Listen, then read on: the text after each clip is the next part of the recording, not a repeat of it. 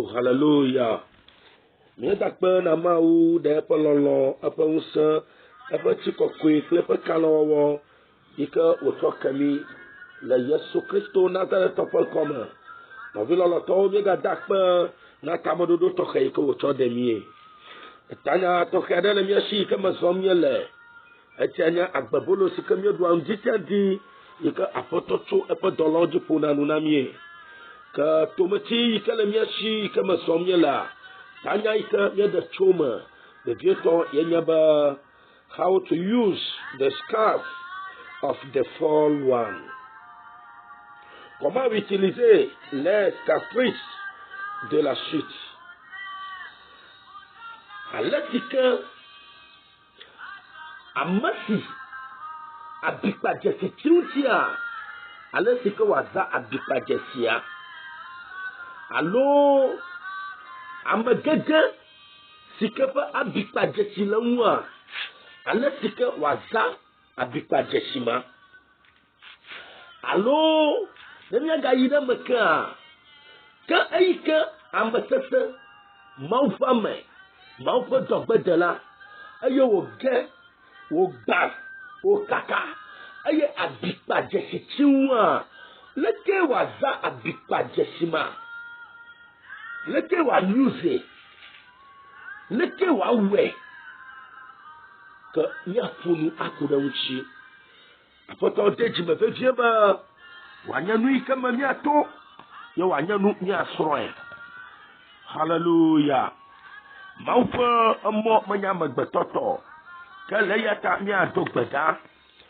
Mavɔmavɔ Mawu míedo gbe ɖa, míeda akpe, míesubɔ, míedo ɖe dzi ɖe wò dɔmenyo kple wò lɔlɔ ta, ke ƒo nu na mí, fia mí nu, enye le asiwò, ke nye ya nya mele asi nyo. De bubu ɖokuiwo ŋuti bliboe le Yesu ƒe kɔme. Amen. Ame geɖewo ge gbã, wodze anyi le mɔ dzi, Mawu ƒe ame sesewo, Mawu ƒe ŋkunudɔwɔlawo, ame abe Samson, abe ale yi ke wogblɔe na mie, le yi ke menɔ ŋdɔ le eɖokui te wòge hegbã eye wòxɔ abi la, abikpadzesia tsi ŋuti eye wòtsi nenema. Leke wòzẽ, mɔ ka ŋu wòzẽ to, eku tsi me. Ame abe David, eyi ke wòge hemlɔ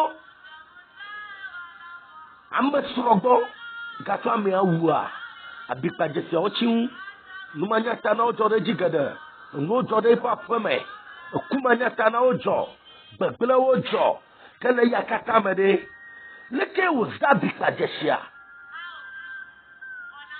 Ese afi ma nea, etrɔ nenema, ebusi me nenema, leke wòza abikpadzesia? Ekpɔ ɖokui do dzesia, etrɔ ɖa tso Aƒetɔ Yehowa gbɔa, ede megbe tso Mawu gbɔa, leke wòzẽ? Ame abe Joshua, Biblia be va tia wu ƒoɖi me, bikpadzesi tsi ŋuti, leke wòzẽ? Leke wòkɔ wɔ? Oh, hallelujah. Nɔvi lɔlɔtɔwo, abe ale si ke abosam Satana va tso nyagblɔɖila Mika nu be ele awu vuvu me. Nɔvi lɔlɔtɔwo, abikpadzesia tsi ŋu ɖe, leke wònɔ? Abe Mawu ƒe ame geɖewo le Biblia me, abikpadzesi tsiwo dzi, leke wòzẽ? Leke mía use, leke míaza míaƒe abikpadzesiwo?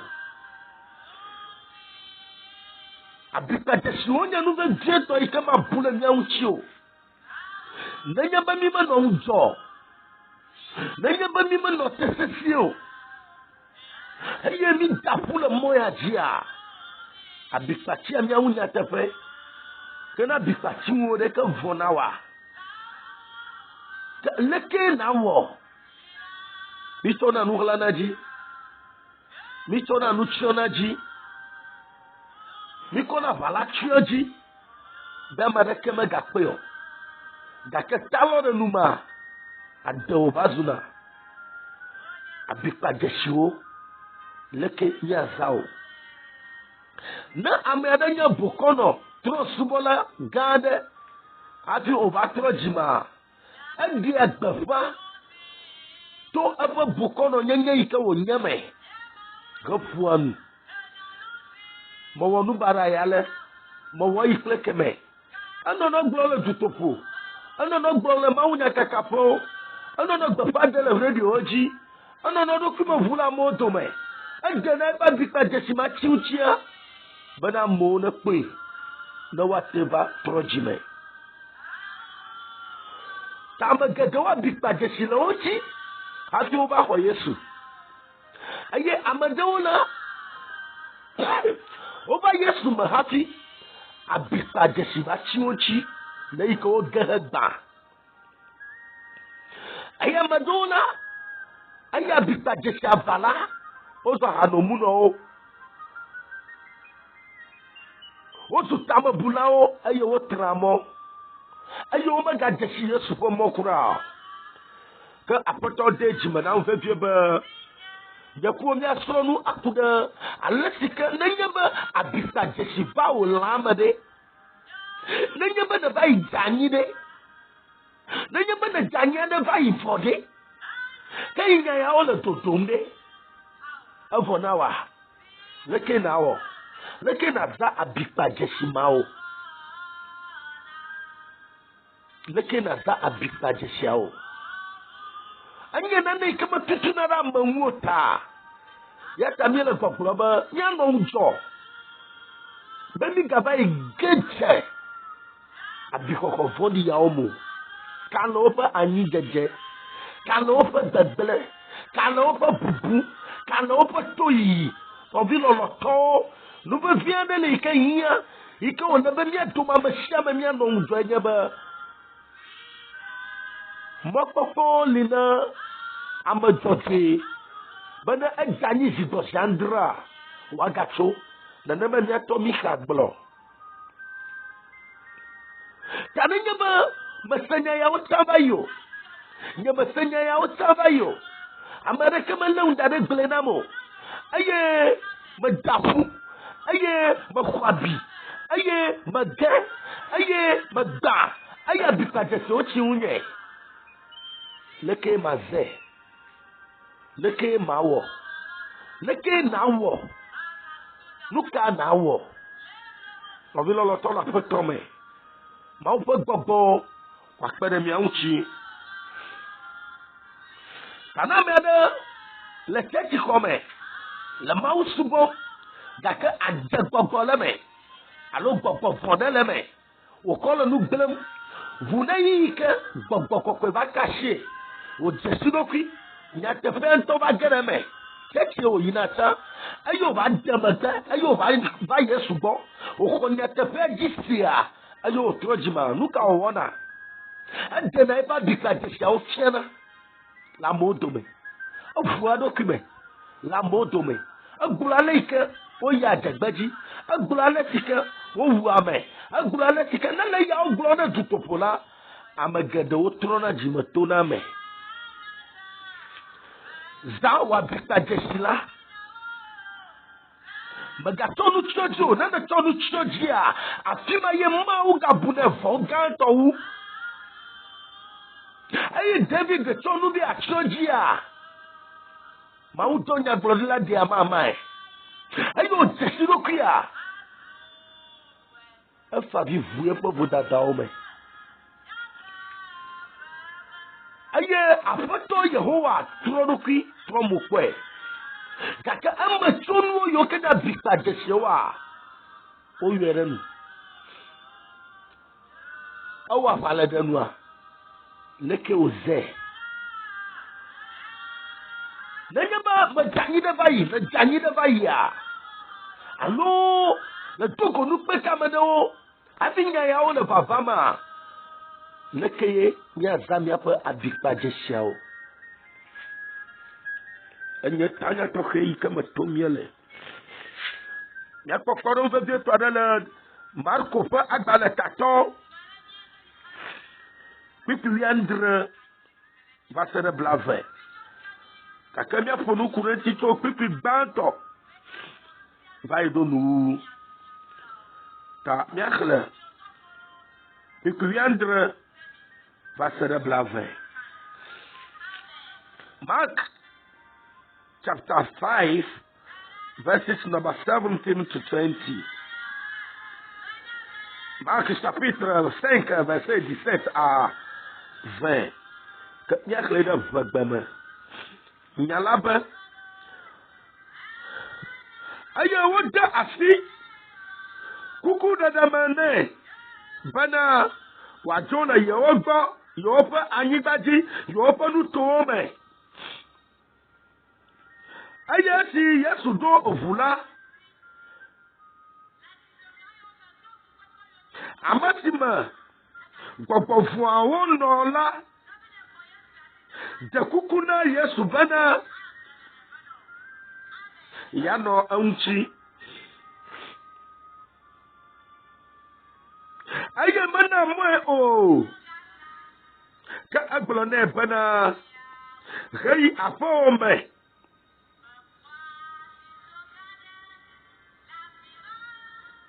Rei da afome.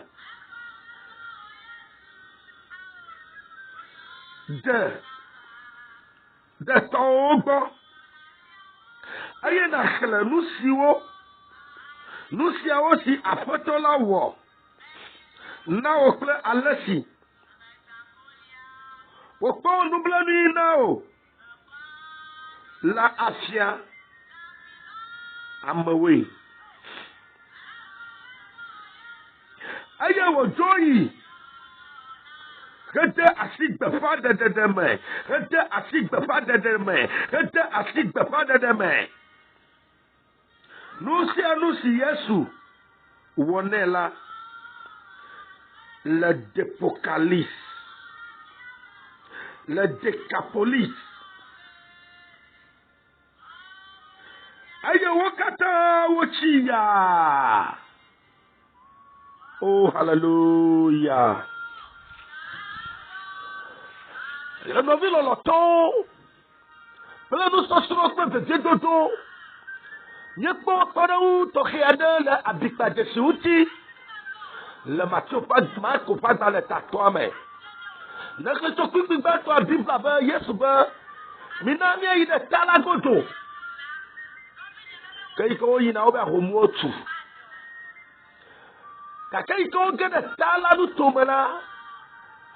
Talagoto oyo tepa mama. Dagara. Ton fa nu tome. Koba o doko utu ada le tepa ma. Ayo koma Yesu dide avuame. Bele nu sro la ola. Aputu. Fokpo la shi. Be ya ba efui. Kaka Bibla denyande gome toke. Na. Le dollar après agbaunchi. Nyaka toke. Bibla aglonami. Abale keminya nyala kokoko. Bibla ba utu ya. Anya me de ke gbogbo ba o le me. Aye. Ola ba adapato pa dapato. E ka un se toke adala un. La ba gbogbo yo kana mena. Gbogbo o triako. Aye won no te sefie. Ren no te de kana nu begbele. Rena totro. Rena totro. Rena begbele. Rena begbele. Si comme je fais. O ba mere ke me tuna nu to mamo. Na mere tu afima. Ajeji. Avuvu ame klashi. O bro kuna uti la nyama ba. Na amo sobo o ba le. Ayo di utu gati o ame sese o le sese to. Ayo o do koso we. Menye koso ko kunyonu. Gade iko do ame ko wa no duma. O be no do gato gaela. Achune abale ko otu ade tufuka ne. Emertine. Aye, amadi bom enye tefama. Na wodi amala. Aba dena me adogoda duame. Aye wa mlo yo duame. Aye wa fokto anono fifu. Aye fu anototo. Akokpa fui topongo. Akokpa afui pafo. Akokpa afui pata. Ta abita de so sogboda uchi. eba lo kosokoso yo dwe abikpa o ti wunya kakenu de ka ike wonya la wonya ba bi blaba bako nyanga yo na ma nan la tapa ma la gli domla eba gli do yina da du de ka ama wome manya duko ne gba ba region nana wa research pala région de ka ma wo tie na to la gli doma aba de na tuma na mo kata aya alododo zuna dala duame pour région de kada pour region de kada nana set pa le nyanu pala de kaje ya fagli toto le gbogbo na mala gbogbo tri ala tata na le takamla apa tata adi akaka siti de kada mo wo me kala nyanu le ka Yesu ba dogo ya afọ pebe ya fu Yesu bibla ba Yesu gadadaji yo kweto je sia anje kuloba le minyene ayo kuloba ma o fa kokota na nyama ga chomi ganyira dala nu to ame o de kukumo na nya yo papa yo la mayida me gbogbo me nene abe yo legion go me nya ba atafe ikaka mama le to je gbogbo yo kala ma de kame ayan penya to flunya ya te de kakbu ya fagba de toba ma te wo do de ka do ka gbogbo ko wa wo dona kale ya o katama apoto pa bodeji kai Yesu gada tatuma aye oni na gbogbo ya to ko de kakbu ya ba o be tu amato kata yo si amo fuduva awutu ya le kanyi ma ba yu amo ayo fa o gbo na be yo ma ji Yesu la nyi baji yo majina yo panu tomo na na klabiba yo majina yo panu tomo na tole yo panu tome la luto de kada amawo ikanya giganga city de kada amawo ikanya region de kada amawo a oba Yesu pa fo mo omo aka anyi ta maji na jo ta Yesu magana to amo bibla ba atro gbogbo gada toju fu ame utu ya makpo Yesu ko atu amatora o ma se Yesu ko o ma pe utu ya America matianu yo da bato be papa to nye ja abe ya de Yesu yo me na ya sronu Yesu be awo ida po me aye na gbolo nu sika apoto wola na ofiawo bibla be un to de fa fo me aye wo to de fa de le nu to o me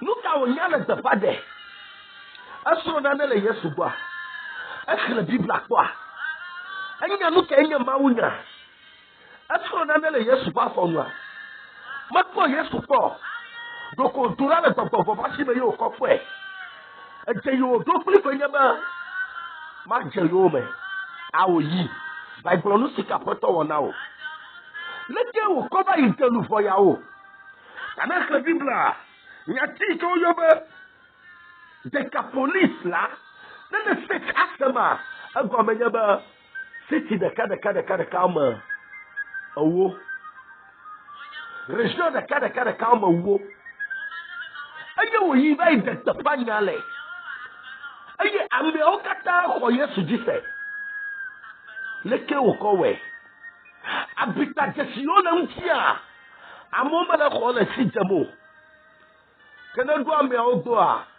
agbo no ba makpato yo o ba wa makai ala be pa no metro abe o ni ga te o do wuli na to agia enye la amoma ko so o be no ruya never mnamanya weyo abe mi konya bika jesiawe mi kwa yi mi doko sokoso mo ba yi manya weya mi konya nkume de ba bika jesiawe de mi konya pa unchi de Aso apa bikpa jesiawo degbefa maunya. Bena mone de kongiste. Yobe anu ke jode jo. Mutu ade lo yobe Yesu. Yeba yodom. Yeba nyagbogbo odogo da menye.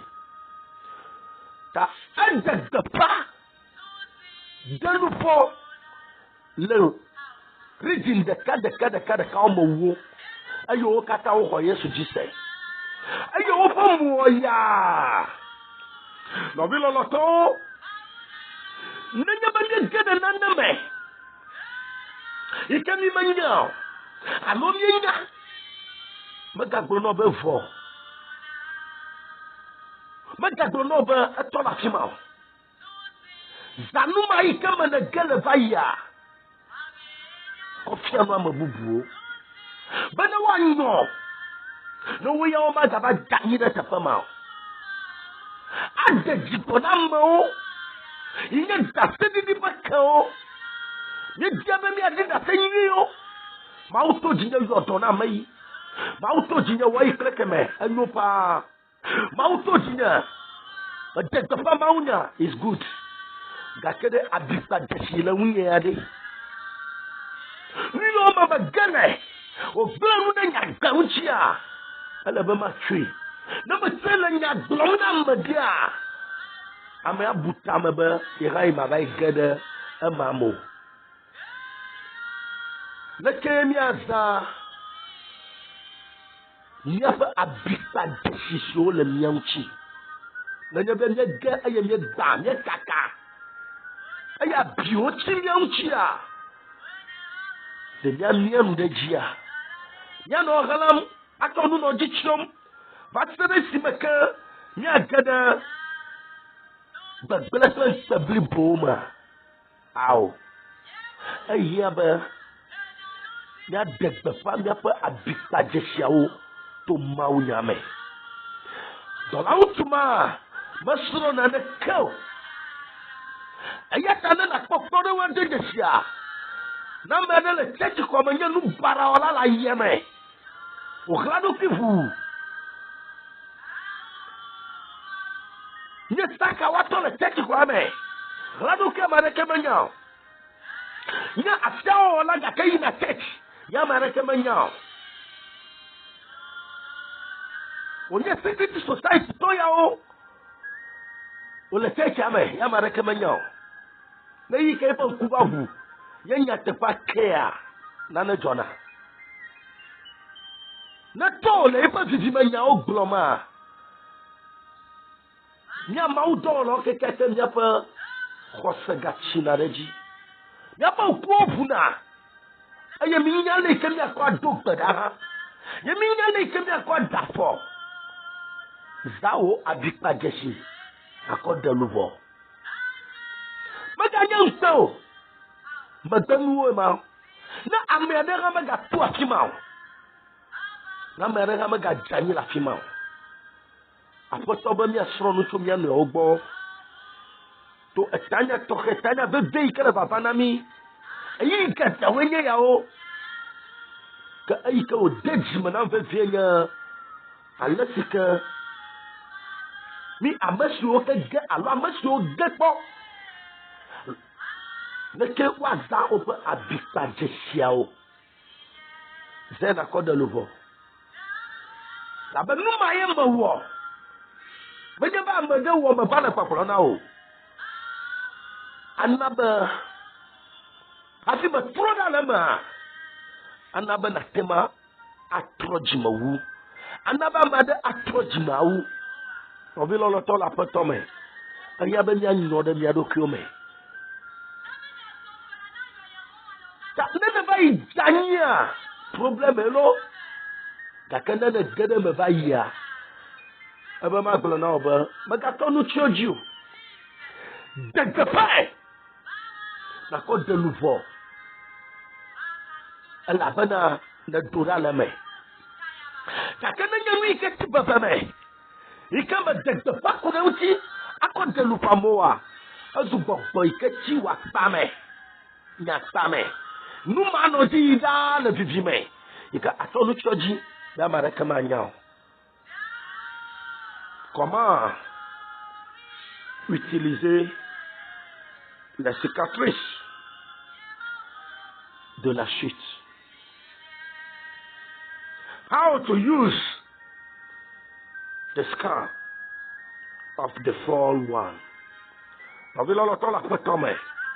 Mauna yinami wa plani jinami wa komi na ji akeke me ba gbado bana mi atema no tetesie la nya fon sam aye ni adegbepa ni okama apoto demicho anana bana jima totron sana la magado me bada mauna wuchi nusi e manyecha akema e manyecha azola madura la me kakana todo chioja agomenya ba agala me aye aga no wom de bebe me kama na bugidi za opo abikpa jeshiao na kwada lubo ala ba magala mako